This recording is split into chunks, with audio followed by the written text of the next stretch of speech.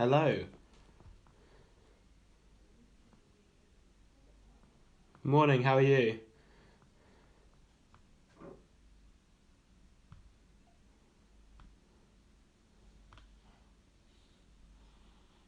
Hello. Hey, how are you? I'm better, thanks. How's things with you?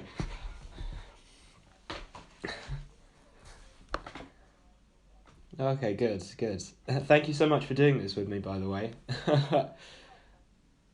I was just gonna say, how do you is it all right to record the conversation? Um, my apologies. Is that something that you as the host are able to do, or am I able to do that? Sorry.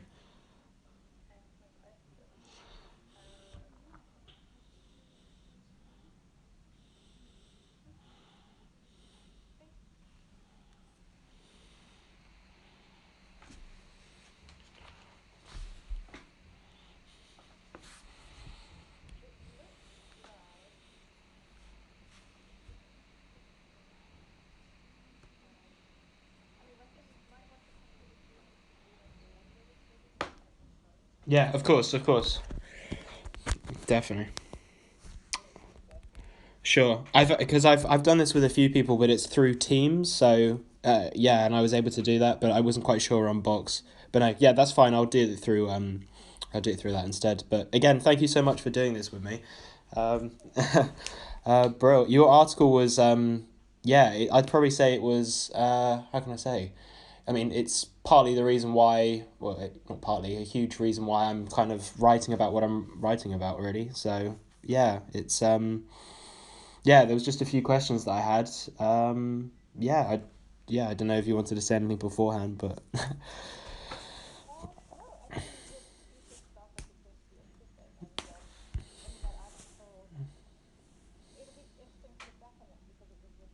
yeah,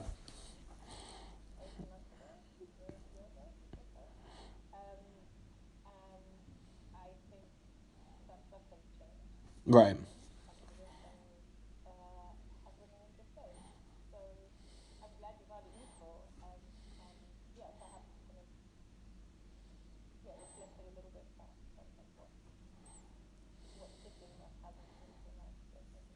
definitely.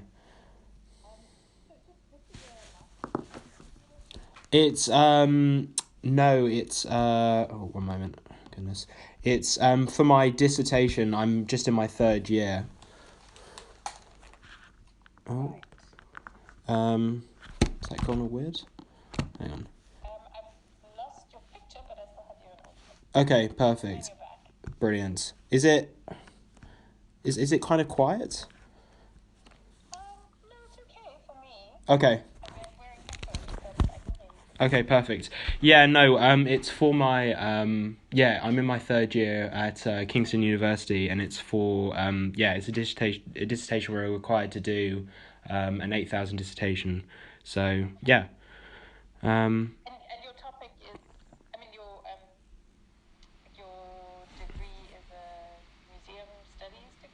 no, it's my degree study is illustration animation. But it's just the more and more I've been getting more and more into utilizing like projection mapping and video mapping. So basically, just projecting my animations onto varying objects and stuff. And through that, it's kind of got me, and it's from going back and forth visiting the very museums, whether it be art or artifact based in London, because they're utilizing similar technologies. I'm finding in the last couple of years, it's kind of got me into this subject matter. So yeah. Thank you. I was just gonna ask, like, firstly, how do you feel? Obviously, since your article, museums have responded since the outbreak of COVID. Like, when you're saying about the at the beginning there's been some change.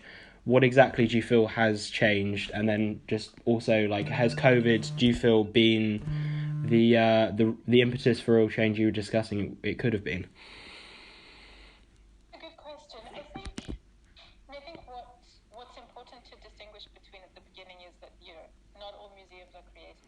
Yeah.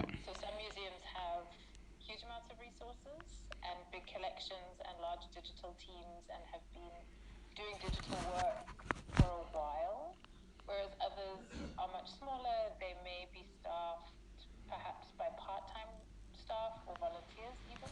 Sure. Particularly, I think for digital, there's often a very broad spectrum of skills levels amongst digital teams, and I think often digital is seen as something that you can kind of lump in with social media Yeah. and ticketing, and well, if it's done on a computer, then it's digital. And so I think we have to consider that spectrum when we think about what has happened to museums over the last couple of years, particularly in response to the pandemic, and bear in mind that there are very different ends to that spectrum. I think what has happened is that there's been a realization by museum management that digital is critical to museums being able to deliver on their mandates, which again, there are very broad differences between the mandates. So you may have, kind of national type collections at institutions like the British Museum or the V&A or somewhere like that, where the mandate is very clear that it is a national and even an international community that's being served. Whereas, smaller regional museums, local museums will have a very different mandate. But I do think that the pandemic has made museum directors, museum managers, museum funders realize that the digital is essential to this, but also that pivoting to digital is not something that can happen overnight. Right. Being able to provide digital services takes time. It takes training. It takes resources, and apart from the kind of theoretical or conceptual differentiations that need to be made when thinking about content, just being able to provide the infrastructure in terms of service-based web pages, data input, uploading of materials, that stuff can't be done overnight. Most digital projects take years in the planning before anything is implemented online. And so I think there's a increasing understanding from the kind of higher up parts of the structures that this is a reality, and it's going to need to continue to be a priority and a reality for the institutions. Yeah, I mean it's funny because I was talking with my tutor like a week ago, and we were discussing about like regarding online exhibitions or galleries, for instance, and like what because we were both saying that we haven't. I mean, not to be kind of rude, but we hadn't really seen. We hadn't seen like and I used your quote from from what you wrote, where you was talking about like the physical proximity between the viewer and the object that leave little room for dialogue, and we were discussing how we haven't really felt that there's been an online gallery or exhibition that's been able to kind of replicate that. And what my tutor Jana Schultz said was that but that rather that digitally that it should be more so where it's the collections rather than trying to recreate some sort of gallery feel. What do you feel? I mean, would I agreed with that because, like your quote says, I mean, the reason I go into the the museums and exhibitions in London is because it just gives me a completely different feel and a better understanding, whether I'm looking at like artwork, for instance, of like how an artist has created that outcome, rather than just looking at it on a screen. Yeah, how do you feel about that, I suppose? Well, I think there's a case to be made for the fact that that stuff doesn't always happen in person exhibitions either. Mm-hmm. It's I think in a lot of museums, even walking through a gallery, that possibility for dialogue isn't there, and that traditional ways of displaying objects contributes to that. I think it's extremely difficult when considering digital exhibitions to think about what it is that viewers might want from things, because it is entirely possible to do a kind of Google Arts and Culture type walkthrough of a gallery, right? Right. You stick a camera on a rope You shoot it through the gallery at night when no one's around, takes lots of pictures, and people can walk through. And that has enormous value, particularly, I think, for some of the kind of big blockbuster type museums all over the world, which are inaccessible to most of the world's population, right? So if you're sitting in Bangalore or Rio de Janeiro or Sydney, you can visit these exhibitions, and that's really important. I think particularly so when we consider ethnographic collections, which is, there is material that may come from where you are Yeah. that you would otherwise not have access to. So I think it's easy to be dismissive about these sometimes. It's kind of unimaginative or not particularly interesting or not exploiting the depths of the digital as a medium that really provides other opportunities. But we shouldn't discredit it entirely. That said, I think, the affordances of digital technology, being able to embed different kinds of data into a view of something, that you can supplement an object with additional information that comes from different sources, that you can really think of it as an interconnected object, that there is a whole web of knowledge out there that potentially could connect to this thing, is really powerful. And, I think if we think outside of the individual institutions and consider some of the big repositories that exist, so like Europeana or this work that's now being done in the UK around the Locating a National Collection project, which is really going to connect up all the stuff in different institutions around the United Kingdom. There really is power there, or potential power there to really exploit the technology. But part of that is also about knowing what it is that your audience wants.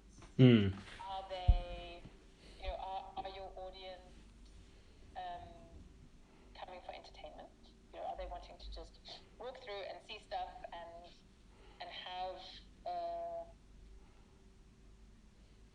have a kind of enriching and enlightening experience? Are your audience researchers? Like, do they really want to get into the nitty-gritty? In which case, are you going to integrate some of your collections data in there, like the catalog entries and the research in the background? Are you going to embed that into the object? Who are you wanting to serve, and what are you wanting to serve them with, are really critical questions, and questions that museums ask themselves all the time. But the difficulty is online how you translate those ideas about who you're serving and how into a digital exhibition is much more complex. I mean, I would say if you're interested in looking at examples of the Wellcome collection historically have done really, really good work. Okay. And I think that's partly because of the kind of materials that they have. They're just incredibly rich materials, but I think it also has to do with the exhibition design. So, there was an exhibition a few years ago there about the drug trade, and there were kind of online games where you could be the captain of a British ship that was sailing to China during the Opium Wars, and Oh, wow. teabag and opium there, and really kind of bringing into it the networks of empire and the role that empire played in the kind of establishment of a political reality during the period.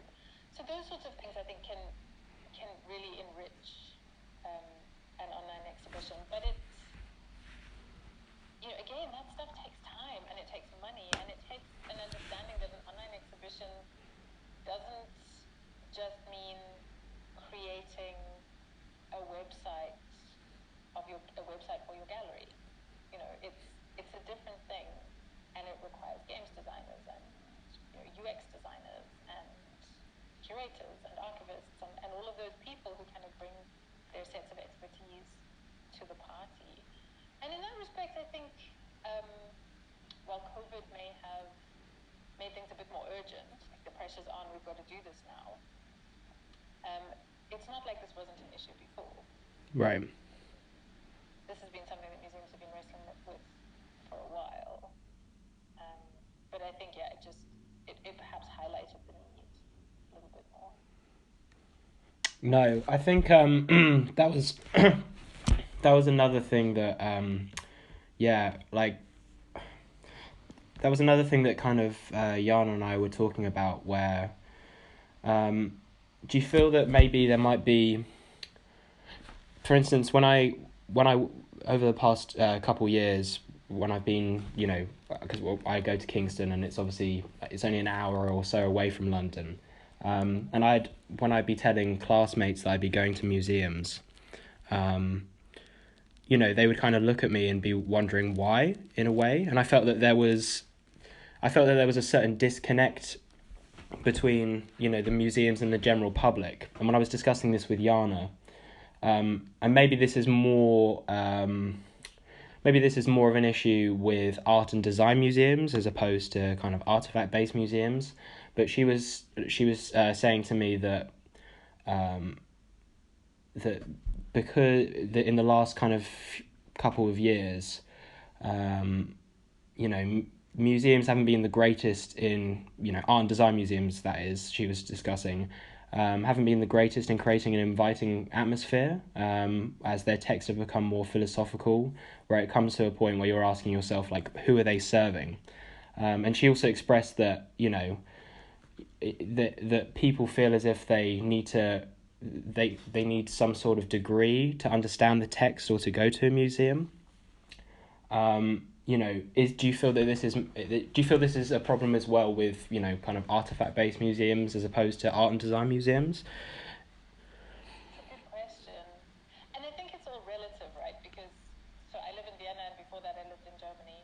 And museums there have the most unbelievably dense exhibitions. Like you go into an exhibition at a German museum, and it's just wall panel after wall panel after wall panel of like dense text that you have to fight your way through, in mostly in German, in English if you're lucky. And I think that like museums in the UK do a million times better job of actually making the texts in their exhibitions accessible. So I think it depends on where you're sat. Um, but I think again it's about the mandates that museums have, and a lot of that isn't necessarily a choice that they get to make. So as museums have had their budgets slashed for 10 years of austerity, more, you have to justify every penny that gets spent, and one of the ways that you can justify that money is by talking about impact in education. And if you're going to talk about impact in education, then you have to make the experience, it can't just be an aesthetic experience, right? You Right. can't just say, well, this is a beautiful thing and that alone should justify us being able to show it. You have to show that you are teaching people with that. And I think that has had a significant impact on the way in which museums present a lot of their materials. Now, I mean, I can't speak for design museums because it's not my area of expertise, but I would imagine that this is fairly universal. That unless you are the V&A and you're putting on, the Versace exhibition or the Alexander McQueen exhibition, it's very difficult to make a case for showing beautiful things for their own sake. Right. And I think that means that you have to try and talk about them, and it's very difficult to talk about art, right? Like how do you talk about art without sounding inaccessible? Mm-hmm. And I don't think that makes the lives of curators at some of these museums any easier. I also think that there is a kind of false distinction oftentimes between types of museums, and I think that's partly that's human nature. We like to categorize. It helps us make sense of the world. But a museum of technology, for example, I think about science museums, technology museums. Those are design museums, Mm-hmm. right? And like the technology museum here in Vienna has amazing stuff, which is it's not artifact based. It is a design museum. It's looking at like kitchen units and the construction of particular mechanics and things like that. But they don't talk about it in that way. They talk about it from a kind of scientific perspective. Right. And I think that there's a lot of room for museums to learn from each other in these ways, to really, understand each other's language, and sometimes when necessary speak more of each other's language in terms of making materials accessible. If you can make a rocket ship sound cool to kids, then you should be able to make the design of something in a design museum sound cool to kids. Definitely. As well. Definitely. Do you think as well, because I mean, I've been fortunate to go to a few different parts of Europe, but never to, for instance, Germany or Austria.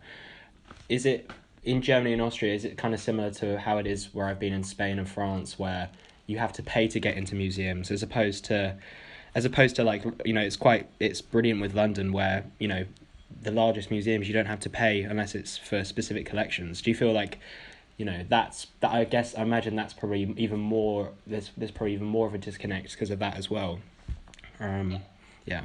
Yeah, and I think that there's a sense then that people want a bang for their buck, right? Yes. Like how do we justify this? I mean, I think there was interesting research done in the UK in the 80s when there was some talk. I think it was under the Thatcher government.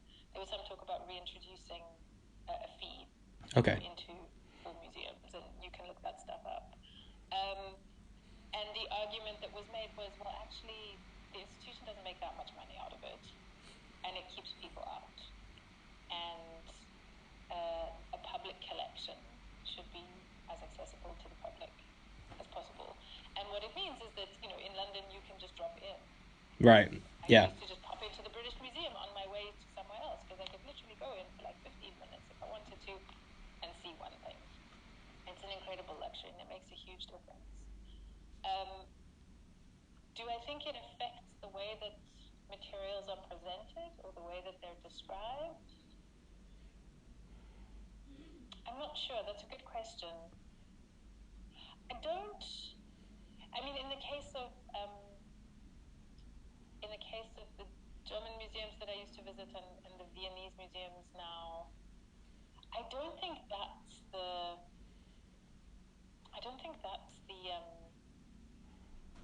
deciding factor. I think it has more to do with ways in which people talk about science. And when I say science, I mean in the kind of German language way of like Wissenschaft, knowledge. Right. It's like, yeah, it's a different tradition of engaging, I think, with content and with materials. But that's not to say that I don't think that there are museums in the UK who do really in-depth job of making that kind of content available when you walk through their galleries. There are some that are very, very good at it. Because I was also discussing with her as well about how I always feel that when I get, for instance, with the Tate Modern or the V&A, that they do like Tate Lates, and it almost feels as if, because it's obviously free to go in, and it's open until 10 o'clock at night. It almost feels as if it's like a community centre where I go in and there's people, they're just there just reading, they're just reading a book. And Jana said that I can't exactly remember exactly what it's called. There's a museum in Hamburg where they have it's only for 6 months of the year, but you have to pay to get into the museum, but they do have, before you enter like the main entrance, they have like an area where they call it just free space where people can they can hire the space for free and kind of do what they want with it essentially. I was wondering, is there any examples of that in where that you visited or that are in Vienna that are sort of similar to emulate that sort of where it almost feels as if like it's a community center? Not that I'm aware of, but I haven't been in Vienna for that long, so it's possible that there are. I mean, Sure. I've also been in Vienna during a pandemic, so nothing is accessible at the moment, really. Yeah, I think you'd need to look into that a bit more closely on a case by case basis. But what I can say is that I think, yeah, I mean, this kind of opening up of the physical spaces that you see in a lot of the museums and galleries in London just doesn't happen in the same way. Certainly not in Berlin, where I used to be based, and now in Vienna, it doesn't happen in the same way. And I think, to a certain extent, that's actually just because it's their museum world is much more traditional. Right. But it also has to, funnily enough, it has to do with employment law. So the laws, if you work for a public institution in these parts of the world, you are a public employee, you're a civil servant. And the rules are very strict around how many hours you're allowed to work. Right. So, overtime or working late or those sorts of things becomes very expensive for the institution. And so that, if people's jobs are from 9 to 5, then it's not likely that they're going to, A, want to work beyond that, and B, that the institution can ask them to do that. So that's one aspect to it. I mean, the other aspect is also I just think they're much more traditional spaces. Sure. Okay. They're not quite as, personal opinion alert here, but yeah, I just don't think they're quite as dynamic as some of the museums certainly in London. Okay. Other parts of the UK.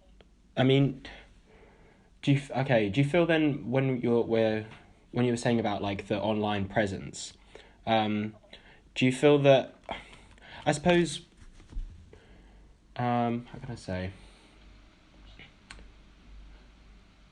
I suppose what exactly should museums aim to have to represent themselves online? I mean, you were saying about it being like a liquid museum, which I thought was a really interesting.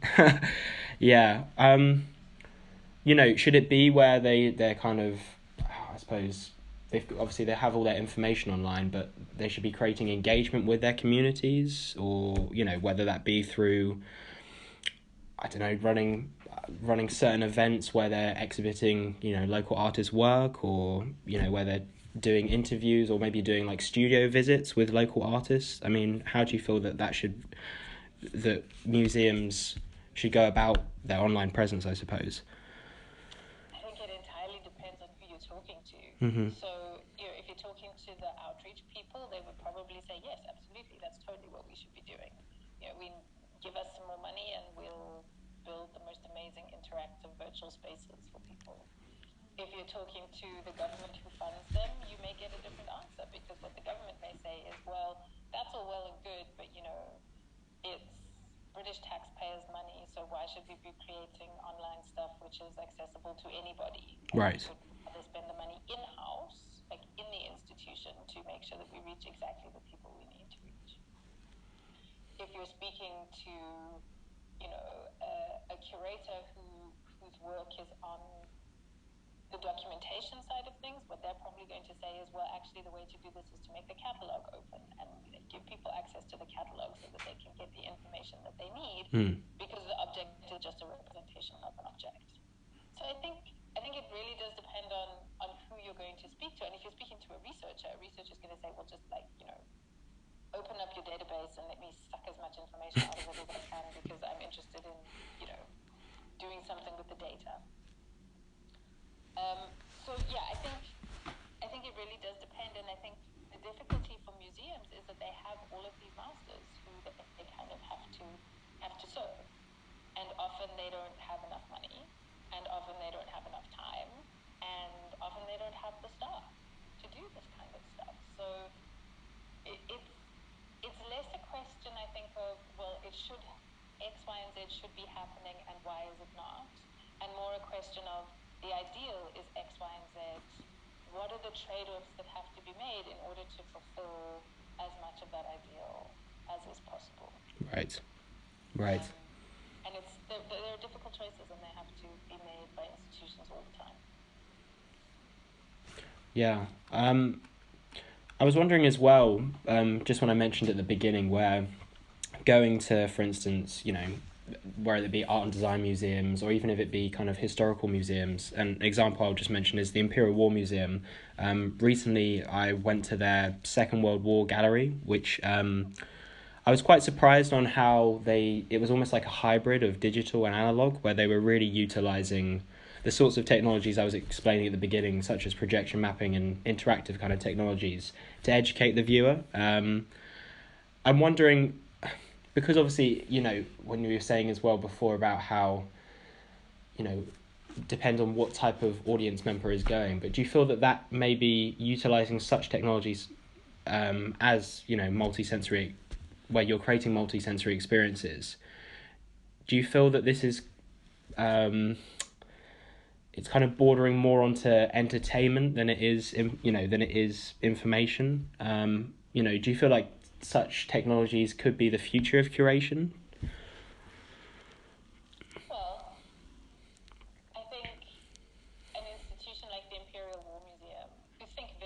carefully about their materials and Mm-hmm. really cognizant of the ethical and kind of. I think the Imperial War Museum is interesting because it's the most anti-war institution you can imagine, right? Like they know what they've got and they know how emotionally charged the materials are and how delicately they need to present it. And so I think, they would say, well, this is absolutely about education. We use these tools to teach people something very serious. I think to I think there is a suspicion in some sectors of museums that there is a risk that using this kind of technology kind of teeters towards entertainment. Mm-hmm. That museums should be dry places where you walk through and you read the wall text, you stare at the object, and there's some concept of like it being the real thing, the only thing. It's this piece of rock or that statue or whatever is somehow singular and unique. And that's a particular approach to doing museums, which comes from a particular tradition, and I'm not sure how relevant it is anymore. I think particularly because what audiences increasingly want is to see these materials and these objects in context.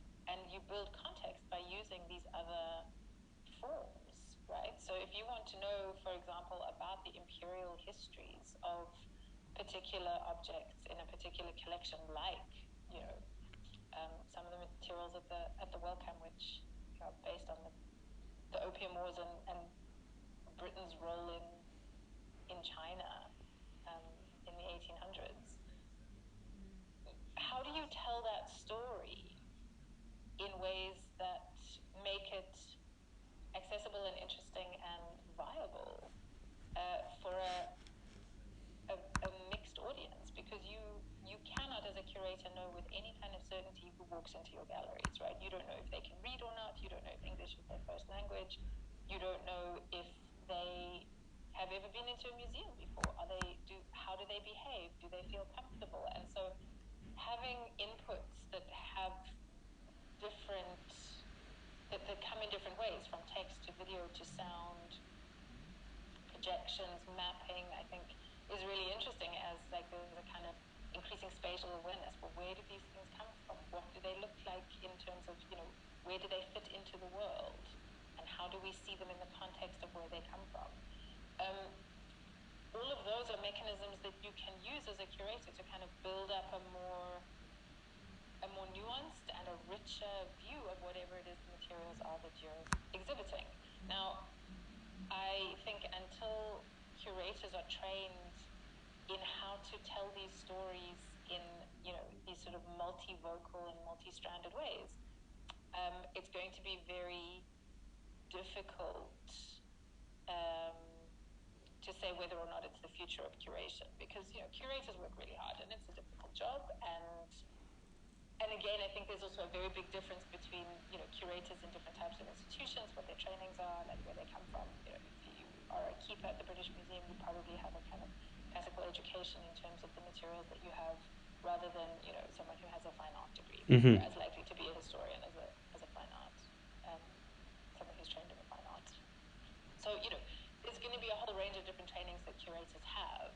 I think what we will see increasingly is much more collaborative work in creating these sorts of hybrid exhibitions that both within the gallery and also in terms of their presentation online have multiple entry points into the stories that are being told. And I think that we can't expect curators to be able to do everything, and so what we will see is curators working much more closely with sound artists, video artists, filmmakers, graphic designers, UX people, that kind of stuff, games designers. Right. Yeah. I mean, also as well, in your article, you were saying about that at the time when you produced that in April of last year, that there was like several institutions that had already begun to experiment with semantic web and linked data. What examples? What are examples of those institutions? I suppose. So I would say the best example actually would be Europeana, which Okay. is the huge, pan-European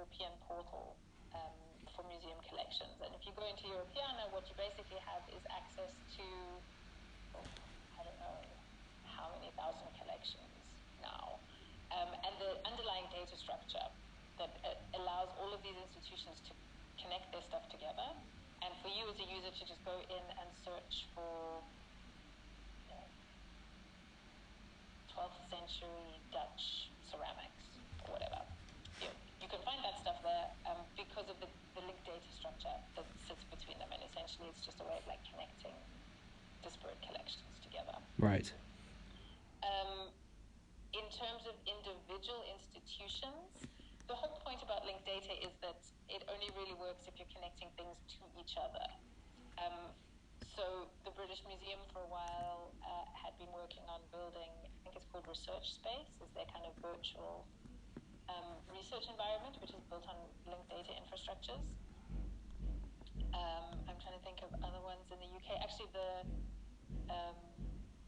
Rijksmuseum in the Netherlands, in Amsterdam, like the big art museum there, they've been doing really interesting work with that. And then obviously the Getty collections. Okay. States, they've really been pioneers of using linked data. Again, though, like using these kinds of technologies is a huge undertaking. You basically have to completely rewrite your database. Right. And convert all of your data into another format. This is super duper long-term thinking for museum collections. It makes them very, very powerful, but a lot of museums just don't have that capacity. The Getty have stupid amounts of money, but the Museum of English Rural Life in Reading, like they don't. Yeah. They're a great museum, but they don't have that kind of capacity to do that. So it really depends on who they are and also what their plans are. Some museums might think that their most important mandate is to serve their local communities, in which case they're going to do things in a particular way. Fair enough. Yeah, I'm not gonna lie. I think to be honest, that I wrote down so many things, but I think we've gone through all of them. To be honest, trying to think of anything else. Yeah. Yeah. Thank you so much, Rebecca. Yeah, that's literally answered all of my questions. Thank you. Yeah. Well, best of luck with writing up. Thank you very much. And don't get COVID again. I'll try not to. Yeah. Brilliant. All right. Have a good day. Thank you. You too. Bye-bye.